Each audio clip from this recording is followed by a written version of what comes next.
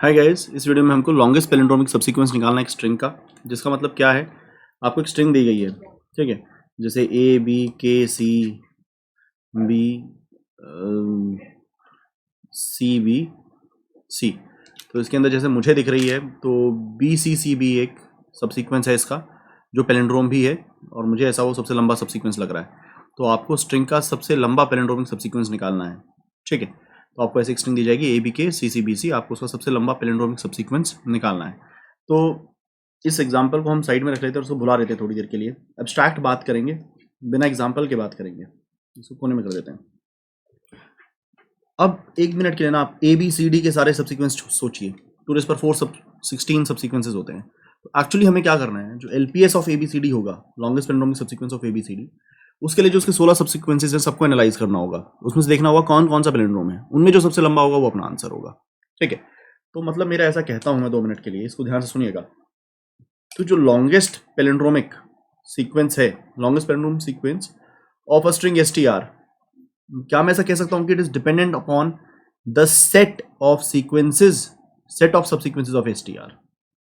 अगर आप एबीसीडी के लॉन्गेस्ट पैलिंड्रोमिक सबसीक्वेंस चाहते हो तो वो डिपेंड करेगा उस सेट के ऊपर जिसमें एबीसीडी के सारे सबसीक्वेंसेस लिखे हुए हों। उनमें से हम क्या करेंगे, उस सेट के अंदर से हम क्या करेंगे, सारे पैलिंड्रोम छांटेंगे, उनमें जो सबसे लंबा होगा वो हमारा आंसर हो जाएगा। तो LPS depends upon this set. अब एक बार इस सेट के ऊपर बात करते हैं। कौन सा set? Set of sequences, set of sequences पे बात करते हैं। ध्यान से देखिएगा, एक मिनट के लिए ना मैं सेट ऑफ सीक्वेंसेस, मैं तुम्हारे लिए ये सेट लिख देता हूं। एबीसी के लिए, एबीसीडी के लिए एक सेट तुम्हारे लिए लिख देता हूं। तो हर कैरेक्टर के पास 2 चॉइसेस होती हैं, वो आएगा या नहीं आएगा। टोटल 16 आंसर्स होते हैं। क्या वो 16 आंसर होते हैं? ब्लैंक, फिर होता है अकेला डी आ गया, फिर होता है अकेला सी आ गया, फिर होता है सी डी आ गया, फिर होता है बी, फिर होता है B D, B C D, और अब यही सारे दोबारा आ जाते हैं ए के साथ। A D, A C D, A B D, A B C D. I think मैंने 16 उठा लिए, हमारे पास 16 की 16 हो गए। मैं ऐसा कहना चाहता हूं, बहुत ध्यान सुनिएगा, जो set of A B C D है ना, वो सेट ऑफ बीसी की टर्म्स में एक्सप्रेस किया जा सकता है। कैसे? सेट ऑफ बीसी समझिए आप क्या होता है। सेट ऑफ बीसी होता है ये 4 लोग, dash dash, dash C, B dash और बी सी। मैं कह रहा हूं बीसी की अपनी 4 चॉइसेस हो गई, एबीसीडी में टोटल ए और डी और बच गए। अगर ए और डी अपनी 4 चॉइसेस एक्सप्रेस कर दें तो सेट ऑफ बीसी से एबीसीडी का सेट बनाया जा सकता है। कैसे? देखिए ध्यान से, सेट ऑफ बीसी है ये आपके सामने पड़ा। अगर इसके आगे और पीछे ए और डी आने से मना कर दें,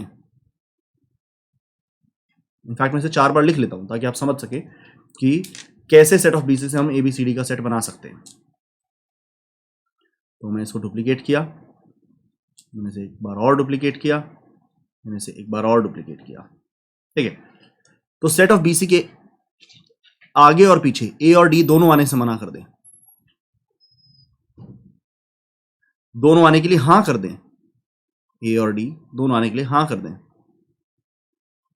सिर्फ ए आने के लिए हां करे और डी ना आए, ए तो आगे आता है ना,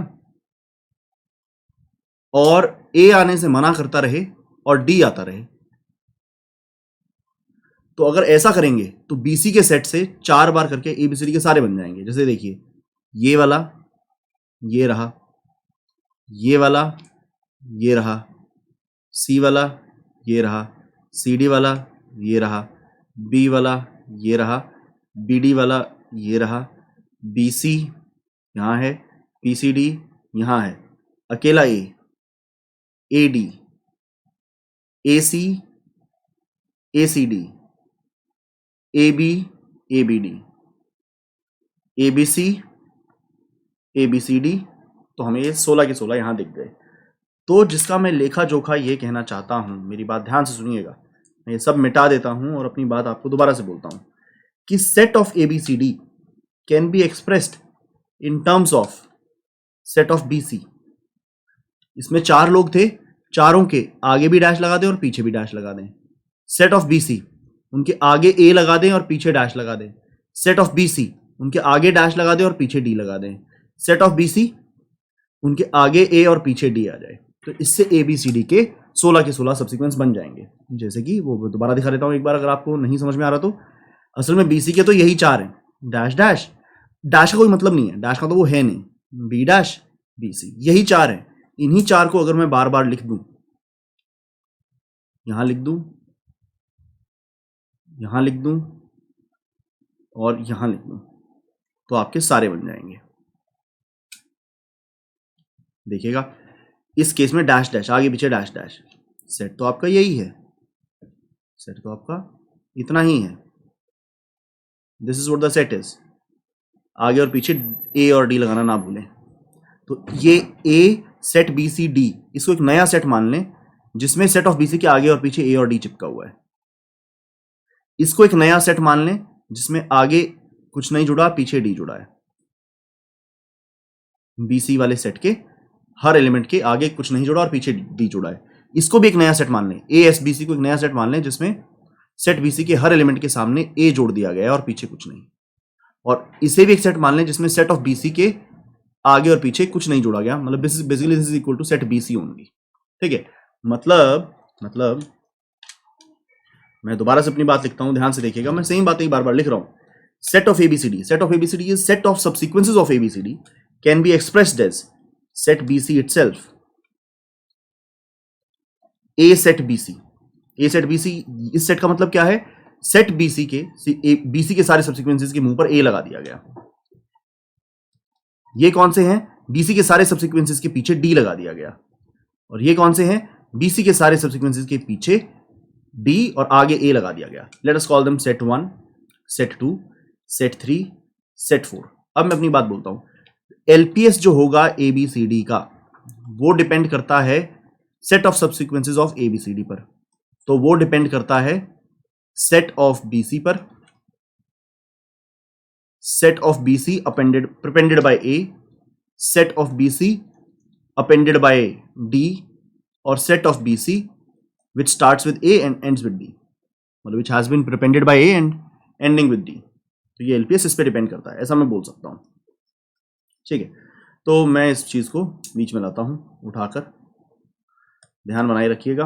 ये ऊपर वाली चीज मैं मिटा भी देता हूँ। ले देकर अपनी कहानी ये बनी है कि अगर आप एक स्ट्रिंग है ABCD, उसका LPS निकालना चाहते हैं तो वो सेट ऑफ ABCD पर डिपेंड करती है, और सेट ऑफ ABCD इन 4 का सम टोटल होता है। बेसिकली LPS ऑफ ABCD इन 4 पर डिपेंड करेगा। ठीक है, कि इस सेट और इस सेट में जो लॉन्गेस्ट पैलिंड्रोम होगा वो हमारा आंसर बन जाएगा। Fair game. ठीक है, अब मैं एक बात करता हूं, इसको ना आप जेनरिक तरीके से लिखते हैं, ध्यान से देखिएगा, ABCD के बजाय मैं से जेनरिक तरीके से लिखता हूं। Let us say there is a string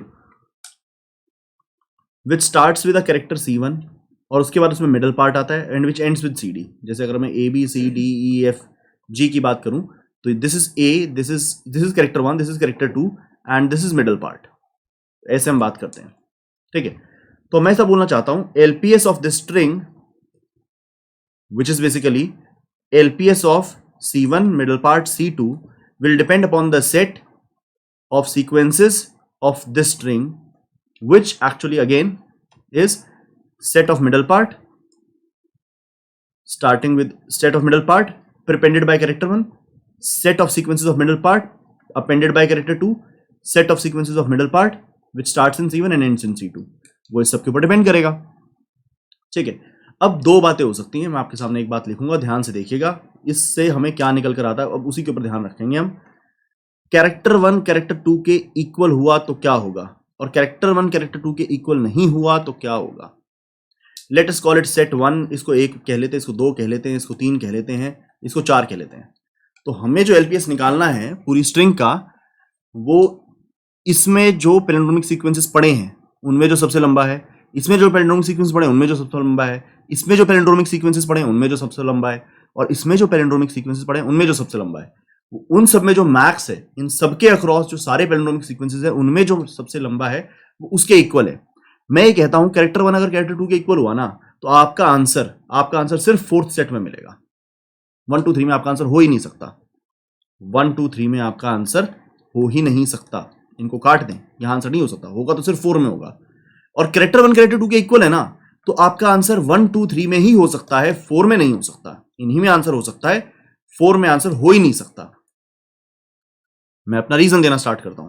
पहले इस साइड का रीजन देता हूं। अगर कैरेक्टर 1 कैरेक्टर 2 के बराबर नहीं है ना, तो सेट 4 में एक भी पैलिंड्रोम नहीं होगा। क्यों भाई?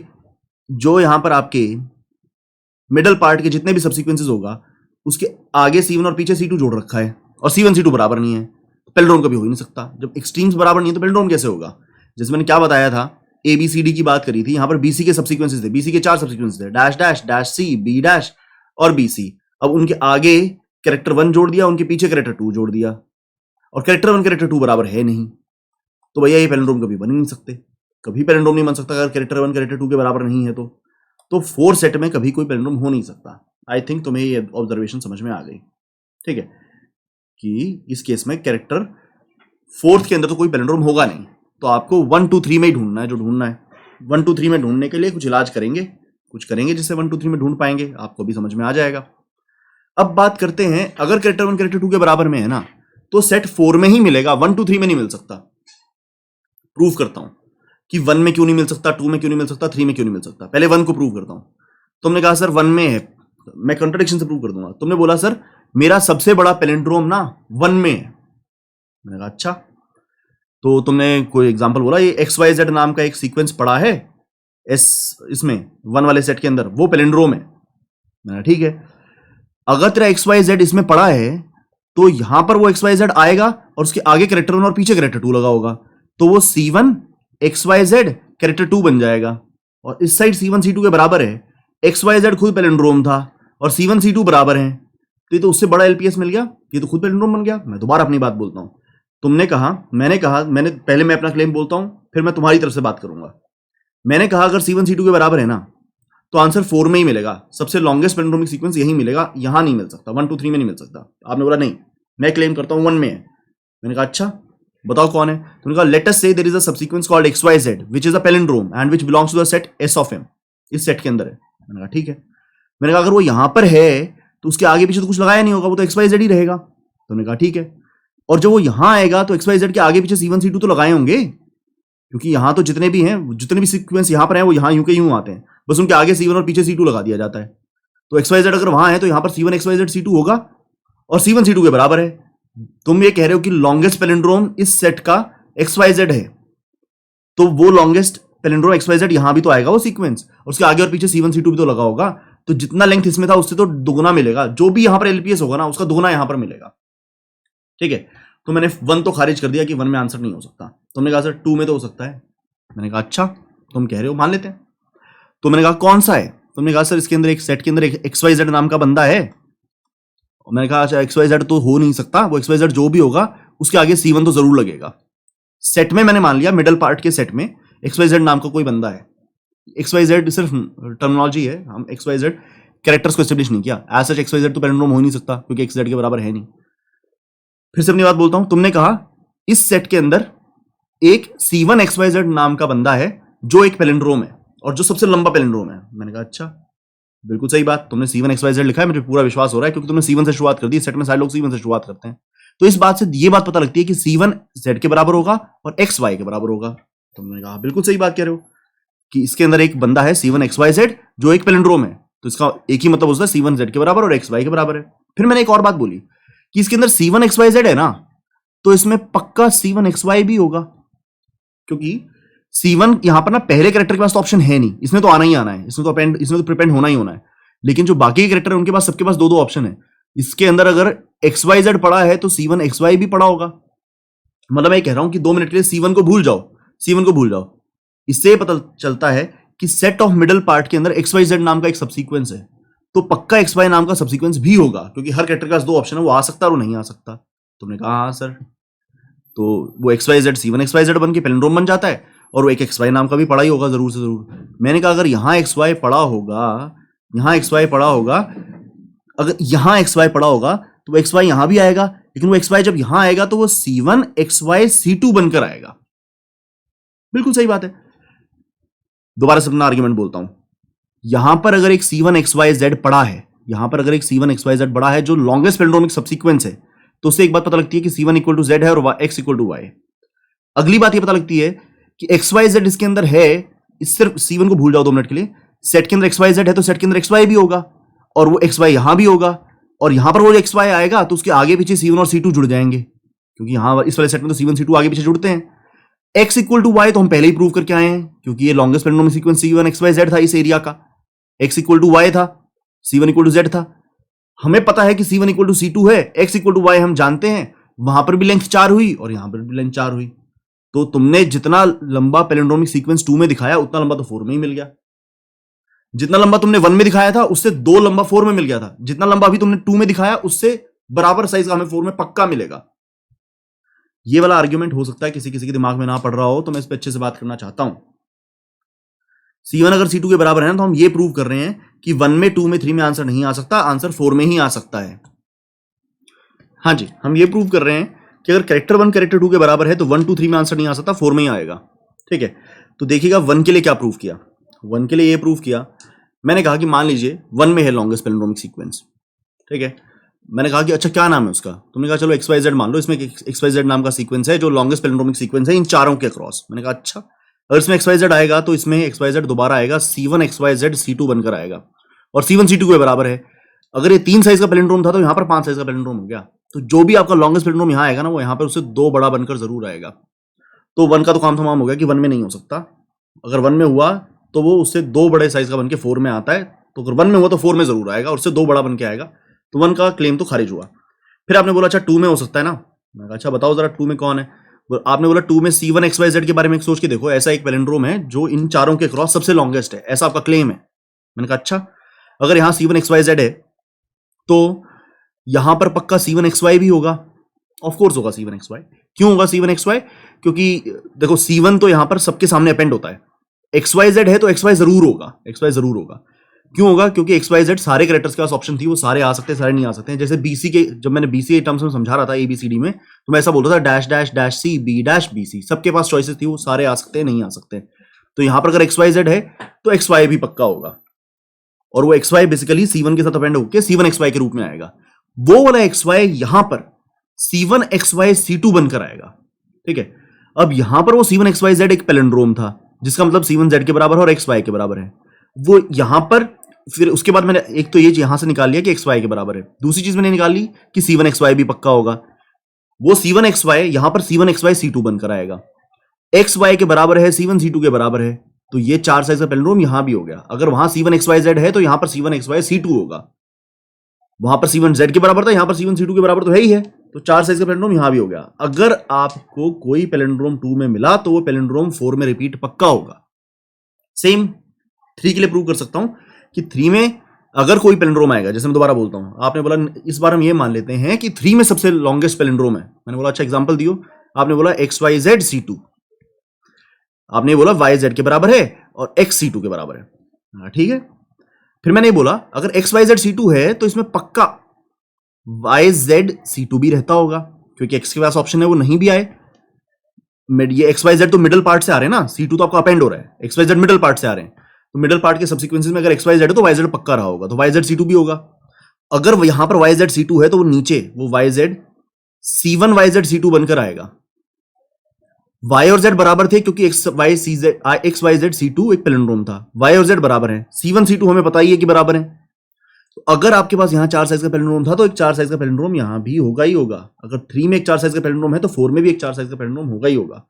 ले देकर प्रूफ ये है कि 1 2 3 में आंसर नहीं हो सकता, आंसर 4 में ही हो सकता है। अगर C1 C2 के बराबर है तो answer only lies in 4, and if C1 is not equal to C2, answer does not lie in 4। हमने ये प्रूफ किया है, answer only lies in 4, answer does not lie in 4, which means here answer lies only in 1 2 3, 1 या 2 या 3, and here answer only lies in 4। और actually answer, if answer lies in 4 ना, तो बेसिकली तुम आंख मूंद के कह सकते हो 2 plus the longest palindromic subsequence of 1। क्यों?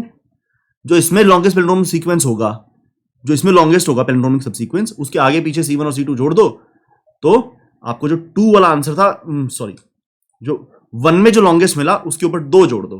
क्यों? इसका जो लॉन्गेस्ट होगा उसके आगे पीछे C1 C2 लगाओगे तो इसका लॉन्गेस्ट बन जाएगा वो। तो आंसर हो गया ये C1 C2 बराबर होने के केस में। ठीक है, मतलब मैं इसका जिस्ट लिखता हूं कि LPS of string if character 1 is equal to character 2 is equal to twice plus LPS of middle part। Just ये है, अगर string is equal to character 1 middle part character 2, तो LPS of string is equal to 2 plus LPS of middle part. क्यों? Middle part के subsequences में सबसे longest palindromic subsequence ढूंढ लो, उसके आगे C1 लगा दो, पीछे C2 लगा दो, तो उससे भी 2 बड़ा हो जाएगा। और स्ट्रिंग मतलब स्ट्रिंग के जो टोटल सब्सिक्वेंसेस थे वो ये सारे थे। मिडल पार्ट के सब्सिक्वेंसेस ढूंढो, उसमें जो लॉन्गेस्ट होगा पैलिंड्रोमिक सब्सिक्वेंस, उसके आगे C1 और पीछे C2 लगा दो, तो उससे 2 बड़ा हो जाएगा। तो 2 plus longest palindromic subsequence in middle part. अब 1 2 3 इस केस में जब कैरेक्टर 1 कैरेक्टर 2 के बराबर नहीं है, तो आंसर 1 वाले के अंदर जो लॉन्गेस्ट पैलिंड्रोमिक है, 2 वाले में जो लॉन्गेस्ट है और 3 वाले में जो लॉन्गेस्ट है, इन तीनों के अक्रॉस जो लॉन्गेस्ट है उसमें से आंसर आएगा। तो इसमें मैं पता क्या बोलूंगा, ध्यान से सुनना अभी बात। तो this would be equal to max of longest palindromic sequence of C1 middle part and longest palindromic sequence of middle part C2। Middle part C2, ये क्या बोला मैंने, ये क्या बोला मैंने, इसको ध्यान से देखते हैं। इसके लिए एक बार साइड में जाएंगे और एक चीज देखेंगे यार। एक बार ना सब्सिक्वेंसेस ऑफ ABC की बात करते हैं।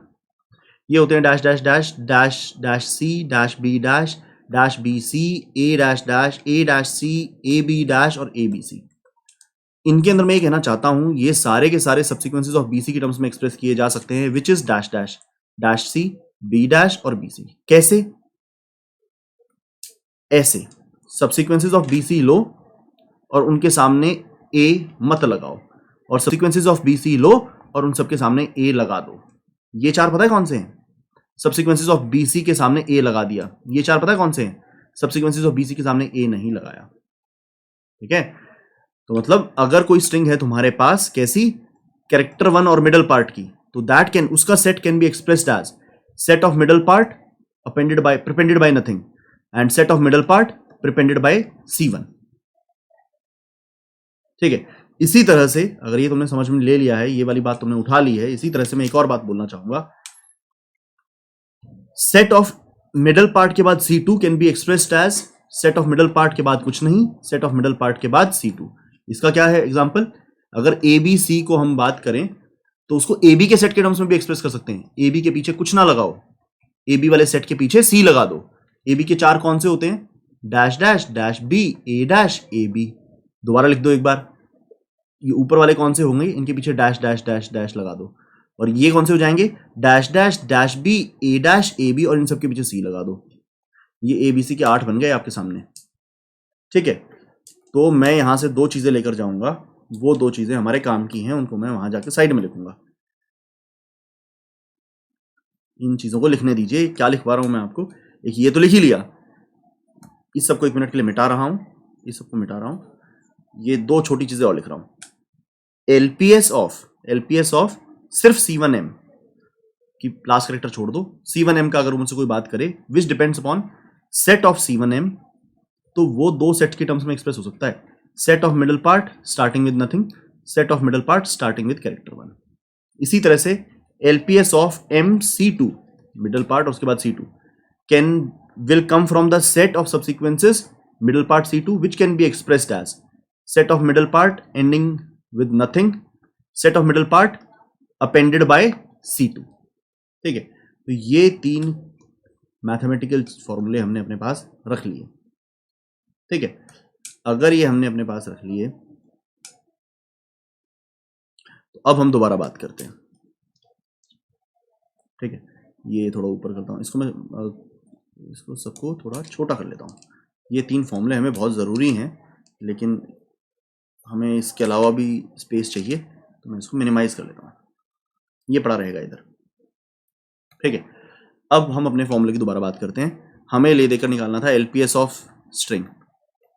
हमने बोला ये डिपेंड करेगा C1 MC2 सेट पे। वो स्ट्रिंग को इस तरह से लिख दिया C1 MC2 की फॉर्म में, LPS of C1 MC2 which will depend upon the set of subsequences of C1 MC2। उसको 4 हिस्सों में तोड़ लिया कि subset of middle part, subsequences of middle part, उसके आगे पीछे कुछ ना लगाएं, सब्सिक्वेंसेस ऑफ मिडल पार्ट आगे कैरेक्टर 1 लगा दें, सब्सिक्वेंसेस ऑफ मिडल पार्ट पीछे कैरेक्टर 2 लगा दें, सब्सिक्वेंसेस ऑफ मिडल पार्ट आगे C1 और पीछे C2 लगा दें। तो अब हम दोबारा बात कर रहे हैं, इन 4 हिस्सों में तोड़ने के बाद हमने बात की थी कैरेक्टर 1 या तो कैरेक्टर 2 के बराबर होगा या तो कैरेक्टर 1 कैरेक्टर 2 के बराबर नहीं होगा। असल में तो मैक्स लिया जाना चाहिए 1 2 3 4 चारों का। ठीक है, लेकिन अगर कैरेक्टर 1 कैरेक्टर 2 के बराबर होगा ना, तो आंसर आपका 4 में ही मिलेगा। और कैरेक्टर 1 कैरेक्टर 2 के बराबर नहीं होगा ना, तो आपका आंसर कभी 4 में नहीं मिलेगा, आपका आंसर 1, 2 और 3 में ही मिलेगा, क्योंकि 4 में एक भी पैलिंड्रोम होगा नहीं। और इसमें मैंने ये बोला था अगर 4 में मिलेगा तो वो इक्वल टू होगा 2 प्लस आंसर ऑफ 1। बेसिकली ये बन गया LPS of string is equal to 2 plus LPS of middle part, और यहां ये बन गया 1, 2, 3, इन तीन में ही आंसर मिलेगा। तो इन तीन का आंसर मैं कैसे बोलता हूं, ध्यान से सुनना। इन तीनों में जो मैक्स है वही चाहिए ना आपको। अब जो एलपीएस ऑफ C1M है वो बेसिकली 1 और 2 को रिप्रेजेंट करता है, इन दोनों का मैक्स रिप्रेजेंट करता है। एलपीएस ऑफ MC2 है वो बेसिकली इन दोनों का मैक्स रिप्रेजेंट करता है। तो आपको 1, 2, 3 का मैक्स निकालना है ना, 1, 2, 3 के मैक्स के बजाय इन दोनों का मैक्स निकाल लो। इस केस में निकल कर आया LPS of string is equal to max of LPS of C1M and LPS of MC2। MC2 set of middle part के पीछे कुछ नहीं, सेट ऑफ मिडल पार्ट के पीछे C2 है, वो ये 3 और 1 हुआ। और सेट ऑफ C1M किससे बनता है, आगे कुछ नहीं, सेट ऑफ मिडल पार्ट, आगे C1 फिर सेट ऑफ मिडल पार्ट, तो ये 1 और 2 है, तो ये वाला 1 और 2 की बात हो रही है। This is 1 and 2, 1, 2 and this is 1, 3। हमें 1, 2, 3 का मैक्स लेना था, तो इसका और इसका मैक्स ले लिया जाए तो बात नहीं बन जाएगी, ठीक है। तो बेसिकली पता है क्या हो गया, अब इसको ध्यान से सुनना। मिडल पार्ट का आपका ले देकर अब सब मिटा सकते हैं हम, हमें सिर्फ ये रखने की जरूरत है, ले देकर जस्ट ये रह गया। मतलब मैथमेटिकल प्रूफ में जरूर देना चाहता था, मुझे लग रहा था कि ये मुझे बहुत जरूरी लगते हैं मैथमेटिकल प्रूफ, मेरा काम नहीं चलता इनके बिना। कि एलपीएस ऑफ स्ट्रिंग जो है ना, वो सिंपल सी कहानी ये है, अगर कैरेक्टर 1 कैरेक्टर 2 के इक्वल है तो ये होगा, और कैरेक्टर 1 अगर कैरेक्टर 2 के इक्वल नहीं है तो ये होगा। अगर इक्वल है तो twice plus LPS of middle part, और अगर बराबर नहीं है तो max LPS of prefix C1M, prefix last character छोड़ दिया है, एंड सफिक्स का एलपीएस निकाल लो, प्रीफिक्स का एलपीएस निकाल लो, उनमें जिसके पास लंबा एलपीएस होगा वो आंसर बन जाएगा। तो ये ले देकर हमारा फॉर्मूला बना, तो हम इस फॉर्मूले को अपने पास सेव रखते हैं और अब एग्जांपल से इसको कोड करते हैं। ये फॉर्मूला कोने में डाल दिया। अब लेटेस्ट से हमें कहा गया है ABKCCBC का आंसर निकालने के लिए कि इसमें सबसे लंबा पैलिंड्रोमिक सीक्वेंस कौन सा है। मेरे हिसाब से BCCB है, आंसर 4 आना चाहिए। तो अब देखिए मैं इसे करता हूं, मुझे आपके साथ की बहुत ज़रूरत है, अगर आप बीच में डिस्ट्रैक्ट होंगे तो मज़ा नहीं आएगा, अदरवाइज तो हम सही चल रहे हैं। ABKCCBC,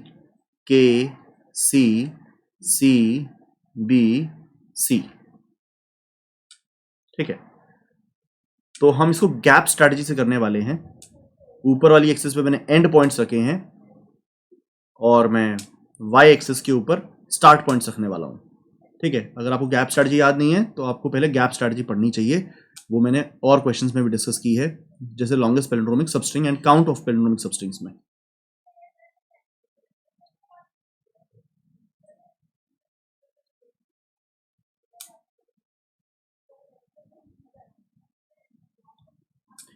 ABKCCBC, तो आपको ये स्ट्रैटेजी नहीं समझा सकता हूं अब, स्टार्ट्स एंड्स।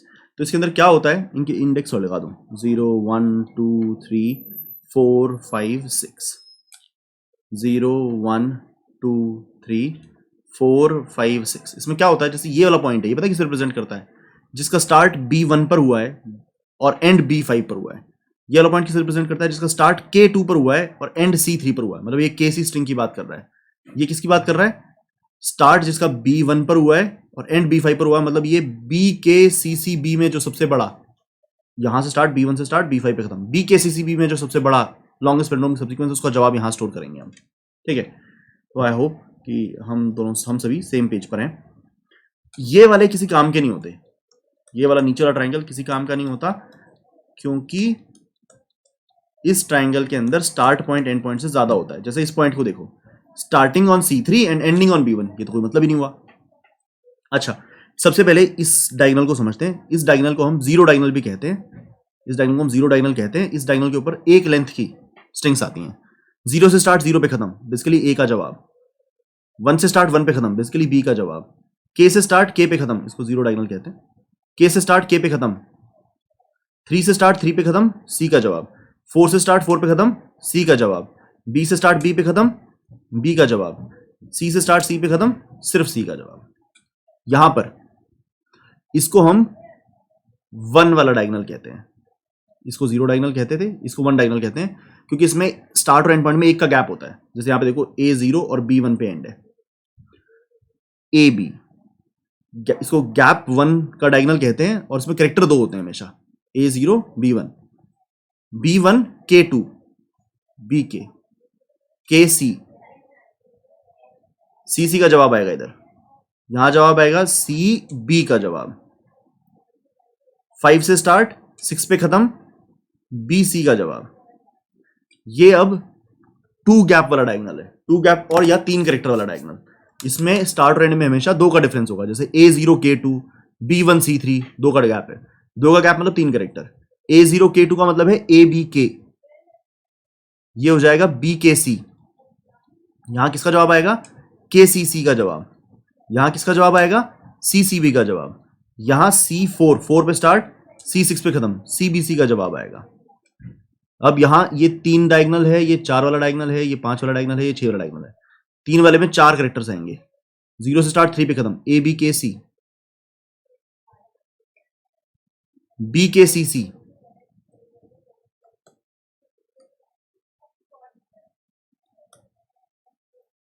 तो इसको थोड़ा मैग्नीफाई करना पड़ेगा, बहुत ज्यादा नहीं पर थोड़ा मैग्नीफाई जरूर करना होगा।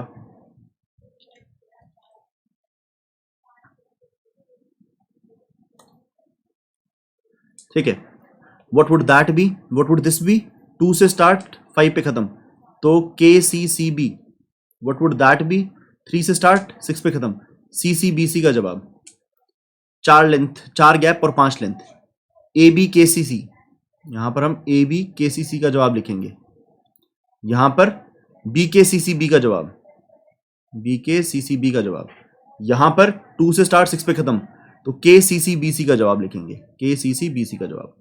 5 गैप मतलब 6 लेंथ, 0 से 5, ABKCCB का जवाब। यहां पर 1 से स्टार्ट 6 पे खत्म, BKCCBC का जवाब। यहां पर 0 से स्टार्ट 6 पे खत्म, तो पूरी स्ट्रिंग ABKCCBC में जो सबसे लंबा पैलिंड्रोमिक सबसीक्वेंस है उसका जवाब यहां स्टोर करेंगे, ये मीनिंग है। अब स्टोर करना स्टार्ट करते हैं। जैसे एक लेंथ वाले ट्रिवियल है, एक लेंथ वाला हमेशा पैलिंड्रोम होता है, तो लॉन्गेस्ट पैलिंड्रोम सबसीक्वेंस वहां पर 1 होगा, सब पे 1 भर दीजिए। 2 लेंथ वाला भी सिंपल है, अगर देखिए ए बी में 2 ही सबसीक्वेंस हैं तो 4 डैश डैश बी ए डैश और ए बी, तो इसमें ये तो एम्प्टी है, ये भी पैलिंड्रोम है, ये भी पैलिंड्रोम है। अगर कैरेक्टर बराबर होते तो ये भी पैलिंड्रोम होता, पर कैरेक्टर बराबर नहीं है तो पैलिंड्रोम नहीं है। अगर कैरेक्टर बराबर नहीं है तो लॉन्गेस्ट पैलिंड्रोम 1 लेंथ का होने वाला है, कैरेक्टर बराबर होंगे तो 2 लेंथ का होने वाला है इस दूसरे गैप के ऊपर।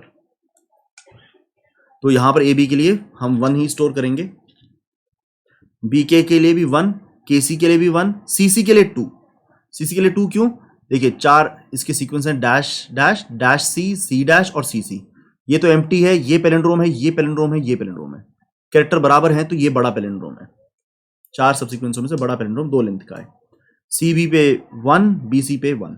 यहां से आगे आपका मैथ चलेगा। मैथ क्या था? बड़ा सिंपल सा, कैरेक्टर बराबर नहीं है तो सफिक्स और प्रीफिक्स का मैक्स देख लीजिए। ABK का सफिक्स है BK, प्रीफिक्स है AB, ठीक है ना? मैंने बोला था C1M और MC2 में से जो बड़ा LPS रखेगा वो आंसर बन जाएगा, अगर कैरेक्टर बराबर नहीं है एक्सट्रीम्स वाले। तो कैरेक्टर तो बराबर नहीं है तो इन दोनों में जो मैक्स है, इन दोनों में मैक्स 1 है। BKC एक्सट्रीम बराबर नहीं है तो इसका और इसका मैक्स 1। KCC एक्सट्रीम बराबर नहीं है तो इसका और इसका मैक्स, इन दोनों का मैक्स है 2, तो KCC का आंसर 2 आया। CCB एक्सट्रीम्स बराबर नहीं है तो CC which is prefix and suffix which is CB, इन दोनों का मैक्स, तो आंसर 2 हो गया। CBC for the first time आपके कैरेक्टर्स बराबर हैं तो आप मिडल पार्ट मिलता है डायगोनली इस तरफ को, मिडल पार्ट +2, 1 + 2 3, ऐसे करते जाएं। तो यहां भी बराबर नहीं है एक्सट्रीम्स, तो इन दोनों का मैक्स, यहां भी बराबर नहीं है तो इन दोनों का मैक्स, यहां भी बराबर नहीं है K और B, इन दोनों का मैक्स, यहां सी और सी बराबर हैं तो मिडल पार्ट +2, 1 + 2 = 3। ए और सी बराबर नहीं है तो इन दोनों का मैक्स। बी और बी बराबर हैं तो मिडल पार्ट में 2 ऐड करेंगे, 2 + 2 4। के और सी बराबर नहीं है तो इन दोनों का मैक्स। ए और बी बराबर नहीं है तो इन दोनों का मैक्स। बी और सी बराबर नहीं है तो इन दोनों का मैक्स। ए और सी बराबर नहीं है तो इन दोनों का मैक्स। आपका आंसर 4 हो गया। ठीक है, अब हम इसको जाकर इंप्लीमेंट कर देते हैं। तो there is not much to do there.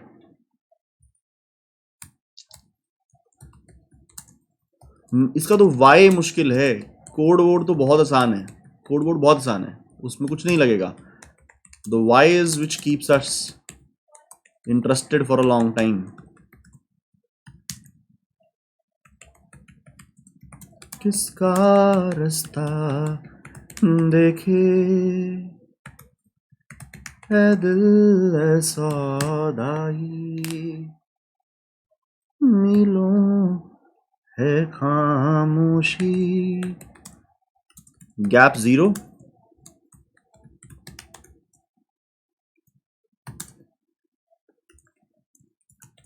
ठीक है।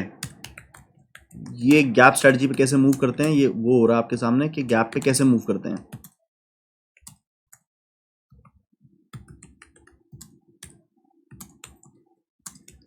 देखिए, बाहर आपने गैप 0 लिया, फिर गैप 1 लिया, गैप 2 लिया, गैप 3 लिया, तो अब हर गैप के लिए शुरुआत कहां से होती है? 0, गैप से होती है। जैसे पहले डायगोनल के लिए 0 0 से स्टार्ट होती है, 1 गैप वाले डायगोनल के लिए 0 1 से शुरुआत होती है।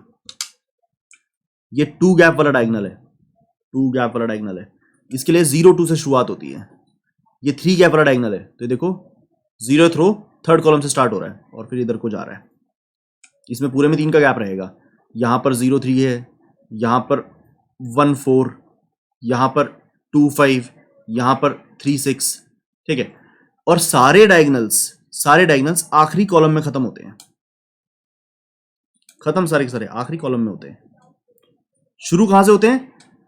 0 0 से 0th वाला, 0 1 से 1th वाला, ये 1 वाला, 0 2 से 2th वाला, 0 3 से 3th वाला, 0 4 से 4th वाला, 0 5 से 5th वाला, 5 गैप वाला, 0 6 से 6 गैप वाला।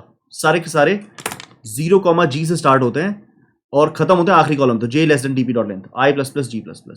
अब इसमें सिंपल बात है, अगर गैप 0 है तो मैंने बताया था इस पर तो सब 1 होगा। अगर गैप 1 है, इसका भी बताया था। अगर गैप इससे ज्यादा है, गैप 0 है तो भैया आंख मूंद लो, आंख मूंद के जरूरी है कि तुम 1 लिख दो, ठीक है। आंख खोल के लिखोगे तो गलती हो जाएगी। गैप 0 वाले पे आंख मूंद के 1 लिख दो। गैप 1 वाले पे, जिसमें 2 कैरेक्टर्स हैं, गैप 1 वाला कैरेक्टर बराबर नहीं है तो 1 लिख दो, कैरेक्टर बराबर है तो 2 लिख दो।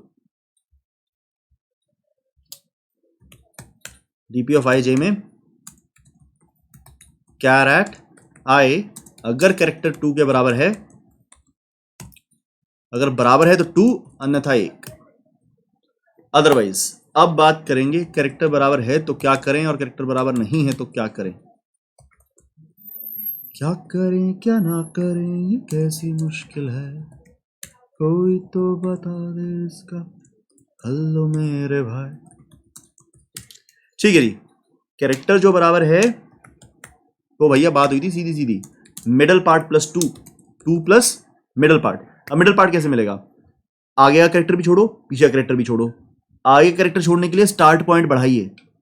जैसे ABKC है, जैसे नहीं ये वाला एग्जांपल लेते हैं जहां पर ऐसा हुआ हो, CCBC, आपको मिडल पार्ट चाहिए CB, तो स्टार्ट बढ़ाइए, स्टार्ट बढ़ाएंगे नीचे जाना पड़ेगा। एंड घटाइए, एंड इस तरफ है ना, एंड घटाइए तो इधर जाना पड़ेगा, मतलब बेसिकली इस तरफ आना पड़ेगा।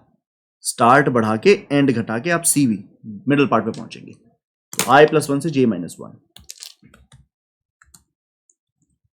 एक तरफ दोस्त से प्यार करें भी हम। अगर कैरेक्टर बराबर नहीं है तो हमने क्या जिक्र किया था, कैरेक्टर बराबर नहीं है तो प्रीफिक्स और सफिक्स में जो बड़ा होगा, जैसे ABKCC के लिए प्रीफिक्स है इसका ABKC और सफिक्स है इसका BKCC। सफिक्स पे जाने के लिए स्टार्ट बढ़ाना होता है, A को छोड़ दो, स्टार्ट बढ़ा दो, I+1 कर दो, J वही रहेगा। प्रीफिक्स बनाने के लिए लास्ट कैरेक्टर छोड़ना होता है, तो एंड घटा दो, I, J-1, तो प्रीफिक्स बन जाएगा। उन दोनों का मैक्स। तो डीपी ऑफ आई जे, अगर तुम मेरी बातें सच में समझते हो तो पहले प्रीफिक्स तमीज से लिखवाइए। प्रीफिक्स के लिए आखिरी कैरेक्टर छोड़ना है, तो आई वहीं रहेगा, जे -1 हो जाएगा। और सफिक्स के लिए पहला कैरेक्टर छोड़ दीजिए, पहला कैरेक्टर छोड़ने के लिए आई बढ़ेगा, जे वही रहेगा।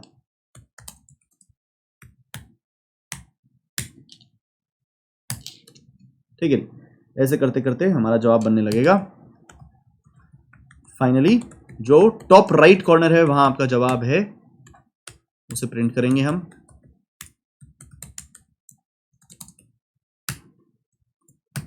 ठीक है, उम्मीद करता हूं आपको समझ में आया होगा और उम्मीद करता हूं ये रन हो जाएगा।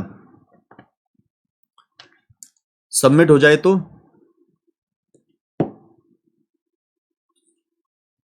बढ़िया है जी। तो अगर आपको ये सवाल अच्छे समझ में आया हो तो इसे शेयर करें, सब्सक्राइब करें, अपने यारों दोस्तों को बताएं और गाना गाएं मेरे साथ। गड्ढे ते न चढ़ दी गड्ढी रे ते न चढ़ दी। मिलते हैं अगले सवाल में। Thank you very much, bye bye.